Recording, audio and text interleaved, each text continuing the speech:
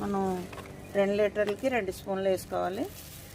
ఇది ప్యాకెట్ కదండి, డబ్బాలో పోయలేదు, అందువల్ల ఎక్కువ పడిపోయింది. ఇందులోనే పోసేస్తున్నాను. ఇదిగోండి, ఇది 2 స్పూన్లు ఉంటుంది చూడండి. ఇదిగోండి, ఇది 2 లీటర్ల వాటర్లో పోసేయాలి. వేసేసి ఇలా బాగా కలిపేసి బాగా కలిసిలాగా కలిపేసి కర్రతో కానీ చేతితో కానీ, ఎసం సాల్టే కదా, ఇలా కలిపేసి ఇదేం చేయాలంటే మొదల్లో పోయాలండి. ఇలాగా మొక్క మొదల్లో పోయాలండి. ఇవ్వండి, దీనికి 1 లోట పోస్తున్నాను, దీనికి కూడా 1 లోట పోస్తున్నాను చూడండి. ఈ మొక్కలన్నిటికీ పోస్తాను.